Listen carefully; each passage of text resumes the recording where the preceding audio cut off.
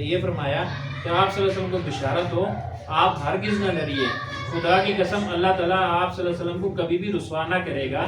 آپ تو صلح رحمی کرتے ہیں، آپ صلی اللہ علیہ وسلم کی صلح رحمی بالکل محقق ہے، ہمیشہ آپ صلی اللہ علیہ وسلم سچ بولتے ہیں، لوگوں کے بوجھ اٹھاتے ہیں، یعنی دوسروں کے قرضے اپنے ساتھ رکھتے ہیں اور ناداروں کی خبرگیری فرماتے ہیں، امین ہیں، لوگوں کی امانتیں ادا کرتے ہیں اور مہمانوں کی ضیافت کا حق ادا کرتے ہیں، حق بجانب امور میں آپ صلی اللہ علیہ وسلم ہمیشہ امین اور مددگار رہتے ہیں۔ یہ بخاری اور مسلم کی روایت میں یہ الفاظ آئے ہیں۔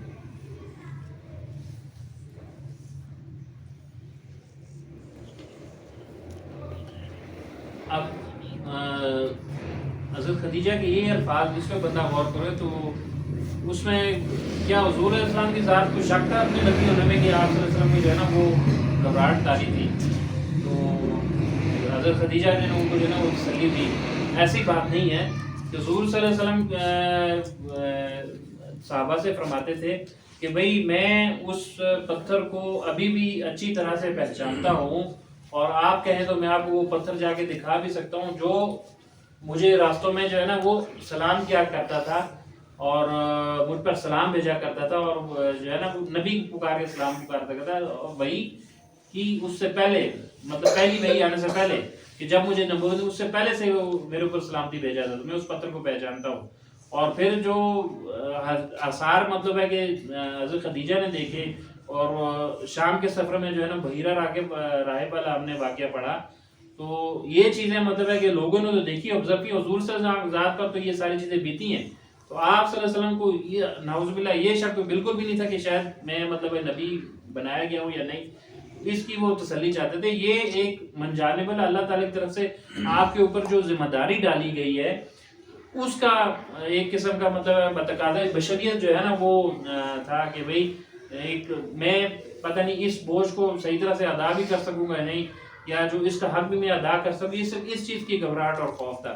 اور اس کا یہ مطلب ہے کہ ہرگز مطلب یا وہ نہیں ہم لے سکتے کہ آپ صلی اللہ علیہ وسلم کو شاید اپنی نبوت میں کوئی شک تھا۔ تو حضرت خدیجہ نے جو ہے نا آپ صلی اللہ علیہ وسلم کی یہ تسلی کے الفاظ کہے، اور پھر حضرت خدیجہ جو ہے نا گئیں ورقہ بن نوفل کے پاس۔ ورقہ بن نوفل حضرت خدیجہ کے چچا زاد بھائی تھے اور یہ قریش میں سے تھے، لیکن مذہباً عیسائی تھے، یعنی کہ نصرانی انہوں نے اختیار کی تھی، شرک اور بت پرستی سے بیزار ہوئے، انہوں نے کتاب کا علم حاصل کیا اور عیسائیت قبول کر دی۔ یہ حضور صلی اللہ علیہ وسلم کی بعثت سے پہلے کی بات ہے۔ ان کی عمر جب سمجھو کہ نبوت حضور صلی اللہ علیہ وسلم کی پہلی وحی کا واقعہ حضرت خدیجہ سے بیان کرنی گئی، بہت زیادہ مطلب ہے کہ بوڑھے ہو چکے تھے اور بڑھاپے کی وجہ سے مطلب ہے کہ آنکھوں کی بینائی ان کی ختم ہو چکی تھی، اس قدر مطلب ہے کہ بڑی عمر کے تھے، تو ان کے آگے ساری چیزیں بیان کی۔ تو یہ توریت اور انجیل دونوں کے علم رکھتے تھے اور اس کو جو ہے نا وہ سریانی سے عربی زبان میں اس کا ترجمہ بھی کرتے تھے، اور انہوں نے جب حضرت خدیجہ سے سارا واقعہ سنا تو انہوں نے جو ہے نا ان سے کہا کہ بھئی اگر تو سچ کہتی ہے تو تحقیق ان کے پاس وہی فرشتہ آتا ہے جو عیسیٰ علیہ السلام کے پاس آتا تھا۔ اور پھر حضرت خدیجہ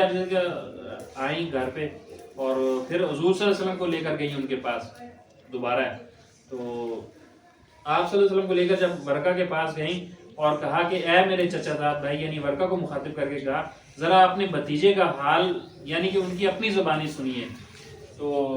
ورقہ نے آپ صلی اللہ علیہ وسلم مخاطب ہو کر فرمایا اے بھتیجے بتاؤ کیا دیکھا آپ صلی اللہ علیہ وسلم، پھر سارا واقعہ فرمایا وحی کا۔ تو ورقہ نے جب آپ کا کلام سنا تو سنتے ہی اس کو حق کا یقین آ گیا، اور جو کچھ آپ صلی اللہ علیہ وسلم فرماتے ہیں وہ بالکل حق ہے، اور ورقہ نے اس حق کا اعتراف کیا اور تسلیم کیا۔ اور آپ صلی اللہ علیہ وسلم کو جو ہے نا جو ورقہ نے کہا کہ اس میں یہ تھا کہ بھئی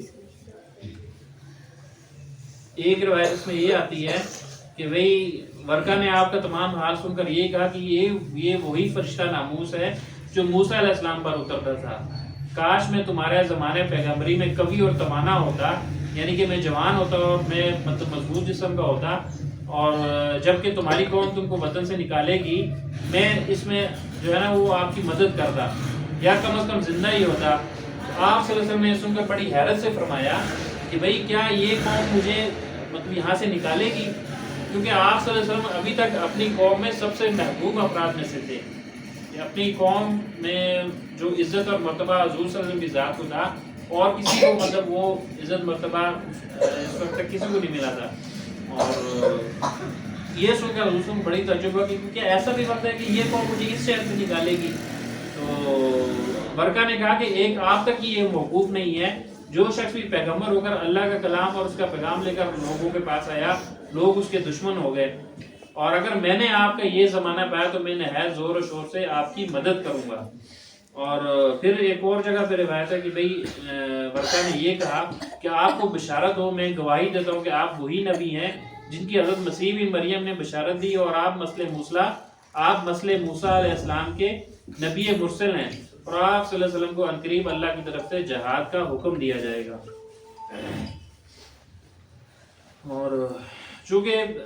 اب حضرت خدیجہ نے جب ان کو واقعہ بیان کیا تو حضرت خدیجہ کو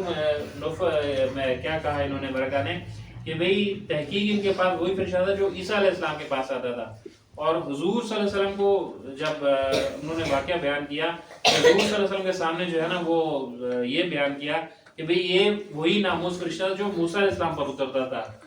تو فرشتہ تو وہی ہے، جبرائیل علیہ السلام وہی سب کے پاس پیغام لے کر آتے تھے. علماء کہتے ہیں کہ بھئی حضرت خدیجہ کو عیسیٰ علیہ السلام کا بتایا، حضور صلی اللہ علیہ وسلم کو موسیٰ کا بتایا. اس میں یہ حکمت لکھتے ہیں کہ چونکہ وہ مذہباً خود عیسائی تھے